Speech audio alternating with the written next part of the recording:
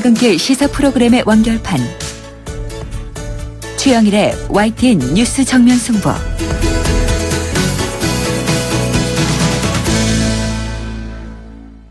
YTN 뉴스 FM 뉴스 정면 승부 2부 시작합니다. 이번에는 YTN 보도국을 연결해서 나라 밖 소식을 알아보겠습니다. 전준영 기자, 안녕하세요. 네, 안녕하십니까. 네, 자, 이 미국 대통령 선거요. 이제 하루 앞으로 다가왔죠? 네. 여전히 결과를 쉽게 예측할 수 없는 혼전양상이라면서요. 네, 이 차기 미국 대통령이 누가 될지는 정말 투표함을 열어봐야 알 수 있을 것 같습니다.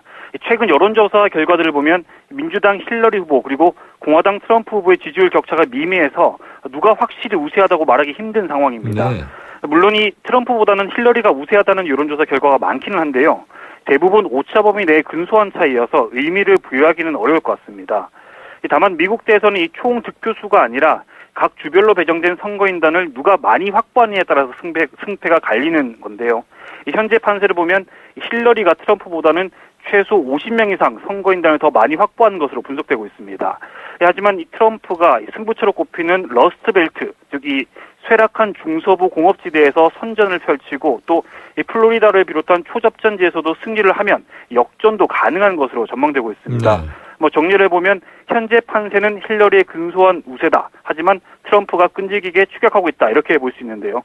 결국 투표율 그리고 이 전체 유권자의 5에서 10% 정도로 추정되는 이 부동층의 향배가 이 승패를 가를 것으로 예상됩니다. 네, 자, 그런데 이게 대선 마지막 아주 이 빅뉴스가 미 연방수사국 FBI의 그 이메일 재수사 소식 아니었습니까? 네네. 자, 그런데 선거판이 크게 요동친 이후에 결국 이 무혐의 종결이 됐다면서요? 네, 정말 미국 대선판을 한번 크게 뒤흔들었었죠. 이 FBI의 힐러리 이메일 재수사는 사실상 무혐의로 종결이 됐습니다. 네. 제임스 코미 FBI 국장이 최근 의회에 서한을 보내서 재수사 결과 이 힐러리에 대한 불기소 권고 결론을 바꾸지 않았다 이렇게 밝혔는데 다시 말하면 무혐의 종결했다 이런 얘기입니다. 하지만 이 FBI가 이번 이메일 재수사 과정에서 선거에 개입하려 했다 이런 비난을 피하기는 어려울 것으로 보입니다. 네. 이 코미 FBI 국장의 경우 대선을 불과 11일 앞두고 이 법무부가 반대를 했는데도 독자적으로 재수사 결정을 내렸었고요. 이 정작 재수사 방침을 밝히고 나서도 구체적으로 어떤 문제가 새롭게 발견됐는지 이런 데 대해서는 일절 언급을 하지 않아서 선거 개입 논란을 자초했습니다. 게다가 이후에 FBI 트위터 계정에는 10여 년 전 자료인 빌 클린턴 전 대통령의 사면 스캔들 수사 기록 이런 게 올라왔고요. 또 트럼프의 선친을 칭찬하는 이런 문건이 공개되기도 했습니다. 누가 봐도 이게 좀 공정성이 의심스러운 그런 대목인데요. 그러네요. 이게 일각에서는 FBI가 이 힐러리에게 불리한 문건들까지 공개하면서 선거에 영향을 주려고 했는데 힐러리의 당선 가능성이 커지면서 서둘러서 무혐의로 수사를 종결한 것이다 이런 분석도 내놓고 있는 상황입니다. 결국 이 정치적 줄타기 논란에 휩싸인 FBI 코미 국장은 이번 대선에서 누가 대통령이 되더라도 향후의 자리를 지키기는 쉽지 않을 것으로 보입니다. 네, 자, 이 미국에 앞서서 중앙아프리카에 있는 이 니카라과에서도 대선과 총선 투표가 시작됐는데요. 네. 이 세계 최초로 남편 대통령의 부인 부통령이 탄생할 것이 확실시 된다고요? 네, 이 중미 국가죠. 이번 니카라과 대선에는 다니엘 오르테가 대통령이 통산 4번째이자 3선 연임에 도전하고 있고요. 또 영부인인 로사리오 무리오 여사가 부통령 후보로 출마했습니다. 이 좌파 성향인 오르테가 대통령은 최근 여론조사에서 60%를 훌쩍 넘는 압도적 지지율을 기록하고 있습니다. 손쉽게 당선될 것으로 보이고요. 또 영부인 무리오 여사는 남편보다 지지율이 더 높습니다. 75%의 지지율을 기록하고 있습니다. 이 니카라과 같은 경우는 이 중남미 국가 가운데 IT에서 두 번째로 가난한 나라입니다. 무척 빈국인데 이 오르테가 대통령은 이 각종 사회 보장 정책을 실시하면서도 안정적으로 경제 성장을 이끌어냈습니다. 또 불안하던 치안도 개선을 해서 빈곤층의 마음을 사로잡았다 이런 평가를 받고 있습니다. 무리오 여사 같은 경우는 정부 대변인을 맡아서 거의 매일 방송에 나와서 정부 정책을 홍보해 왔는데요. 이 오르테가 대통령의 정치적 후원자이다 동료다 이렇게 이런 평가를 받으면서 대중적인 인기가 높은 상황이라고 합니다. 특히 무리오 여사는 이번에 부통령이 당선이 되면 오늘 2021년에는 이 남편에 이어서 대선에 출마할 가능성도 제기가 되고 있는 상황입니다.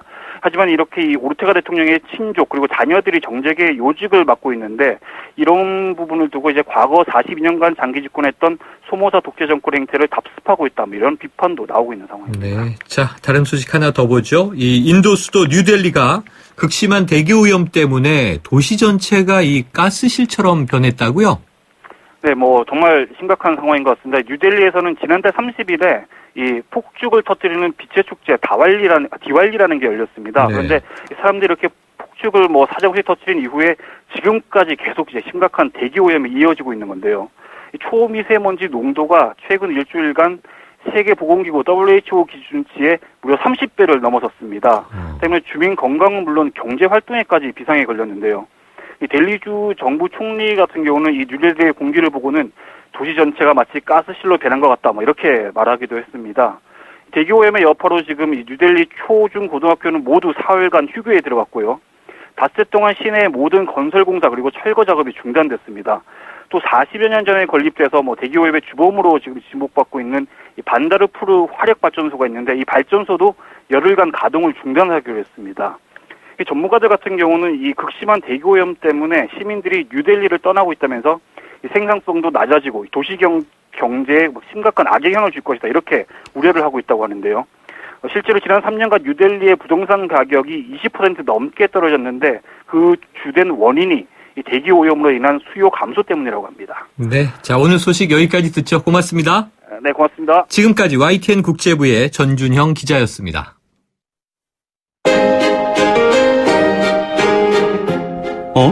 지금 듣고 있는 라디오가 뭐지? 아하, YTN 라디오. FM 94.5MHz YTN 라디오.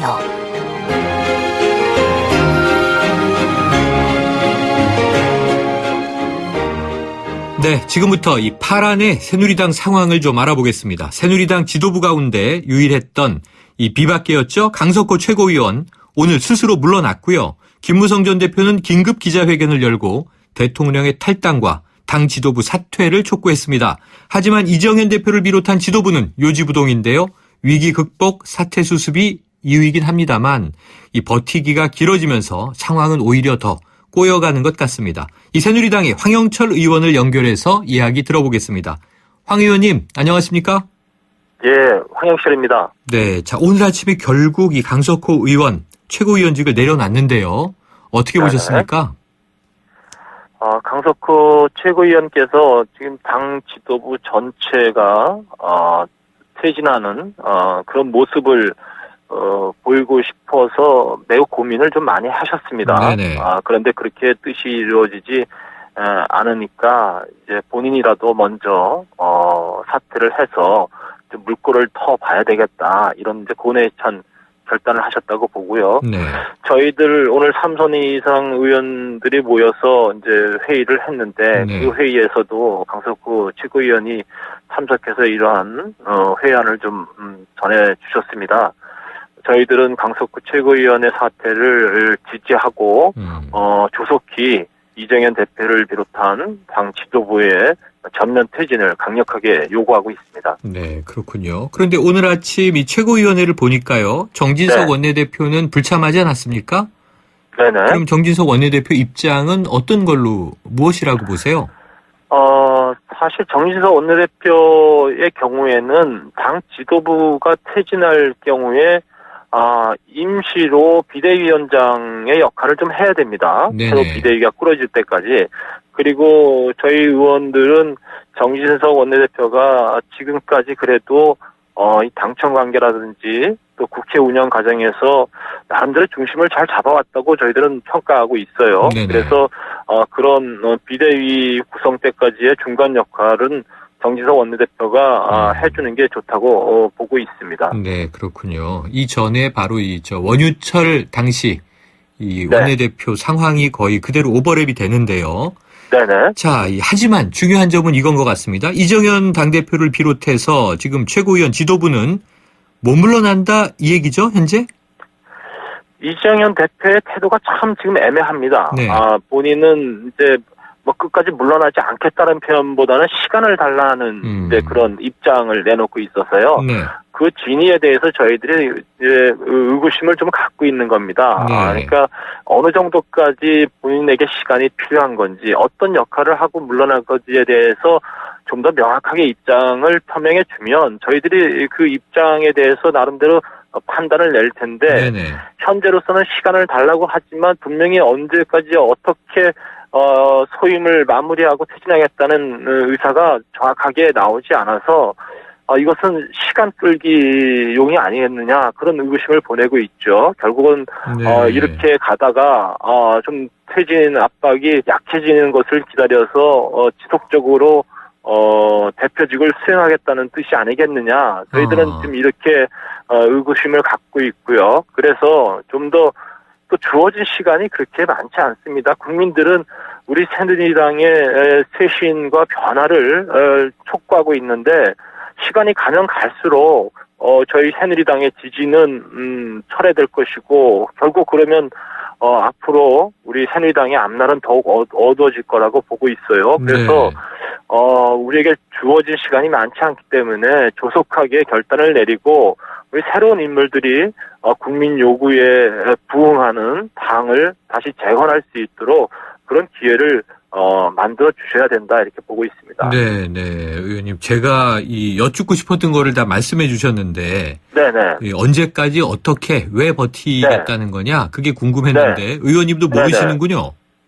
그렇습니다. 사실 지금 이정현 대표가 그 부분에 대해서 정확히 이야기를 하지 않고 있어서 저희들 지난번 그 7시간의 마라톤 요청 때도 그 부분에 대한 요구가 있었거든요. 네네. 이제 그럼에도 불구하고 명확한 입장이 나오지 않는 것으로 봐서 그럼 현재로서는 퇴진할 의사가 없다라고 볼 수밖에 없는 상황이죠. 자, 위기 관리에 시간을 달라 이런 표현을 썼는데요. 네. 이 위기는 위기죠. 지금 분명히 이제 정권 자체가 위기인데 저희들이 지금 일부 친박에서 자꾸 세월호 선장 얘기하기를 하면서 배가 침몰하는데 선장을 나가란 얘기냐 이런 식으로 빗대서 얘기를 하고 있어요.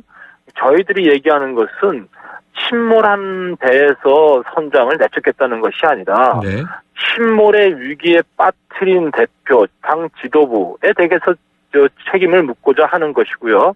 그리고 어떻게 해서든 침몰하지 않게 새롭고 유능한 선장을 이 배 선장으로 앉혀야 되겠다 이런 생각인 겁니다. 그렇기 때문에 굉장히 잘못된 비유를 들어서 빗대고 있는 것이라고 보고요.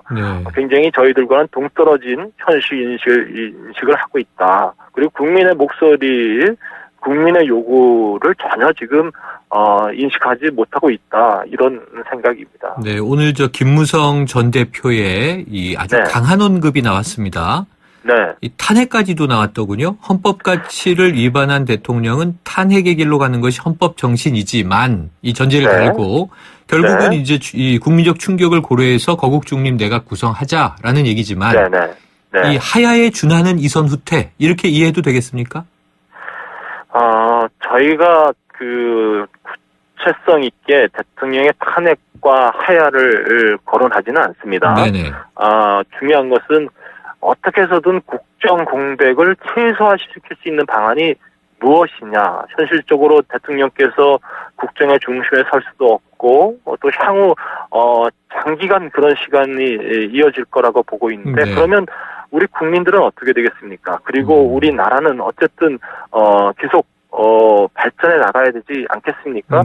그렇게 되기 위해서라면 국정 공백을 최소화시켜야 되는데 그런 최소화시키기 위한 가장 바람직한 방향이 대통령 하야나 탄핵이라는 국정 공백을 막기보다는 거국 내각 구성을 통해서 국정 운영의 구심체를 만들어 놔야 되겠다 이겁니다. 그래서 이 부분에 대해서 여야 또 국회를 중심으로 한 정치권이 뜻을 모아야 된다 이런 뜻으로 이해하면 될 것 같습니다. 그런데 지난 주말에 워낙 민심이 거세했잖아요. 광화문 집회를 보니까 대통령 퇴진을 요구하는 목소리로 이제 모여 있는데 그 안에 갈래로 들어가면 하야 하시오도 있고 탄핵 시키시오도 있고 이게 지금 두 갈래로 갈라지는데 이게 이 지금 혼란이 계속 지속되는 경우에는 비박계는 어떤 입장을 취할까요?